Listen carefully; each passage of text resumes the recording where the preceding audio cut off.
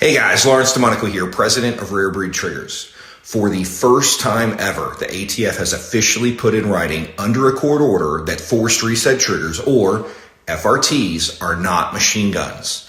Now let's take a step back and recap how we got here. You should all remember that we, Rare Breed Triggers, teamed up with the National Association for Gun Rights and Texas Gun Rights to bring an action against the government. Our goal? To get a federal court to officially declare that FRTs are not machine guns, and we won. In his final order, federal judge Reed O'Connor in the Northern District of Texas ruled that FRTs are not machine guns. But that wasn't the end of it. As part of that ruling, the DOJ was ordered to send out remedial notices correcting their previous false claims. Well, now they've started to comply. The first recipients of these notices have already begun posting them online. This isn't a rumor. It's not speculation. This is an official notice from the ATF itself. For years, the DOJ and ATF aggressively pushed these false claims that FRTs are machine guns. They raided businesses, seized inventory, and prosecuted individuals based on this lie. But then, Judge O'Connor ruled, and the court didn't just issue an opinion, it ordered the DOJ to correct the record and notify the public. And here's something else you need to know. It's not just one court. An Obama-appointed federal judge in the Southern District of Texas also ruled that FRTs are not machine guns and dismissed a charge against a criminal defendant based on that ruling. Now, let's talk about what this all means. This is the first time that the ATF has put it in writing under the Texas ruling that FRTs are not machine guns.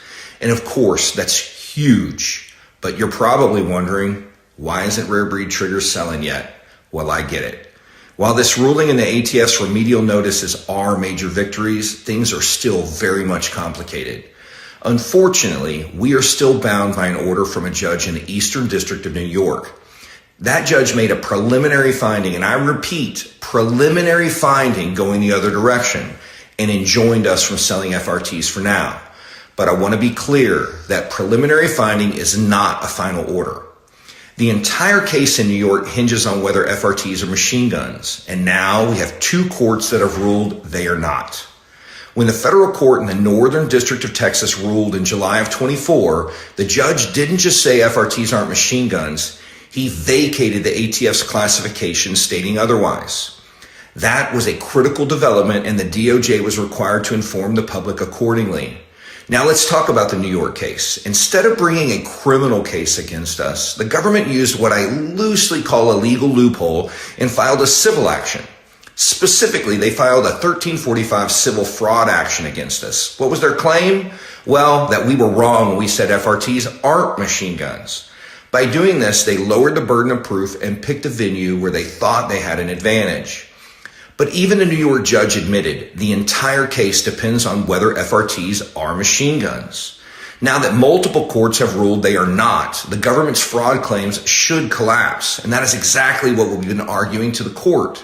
So here's the big question. Why is the DOJ continuing to drag out this case in New York? Well, in my opinion, the official remedial notice from the ATF proves what we've been saying all along. FRTs are not machine guns.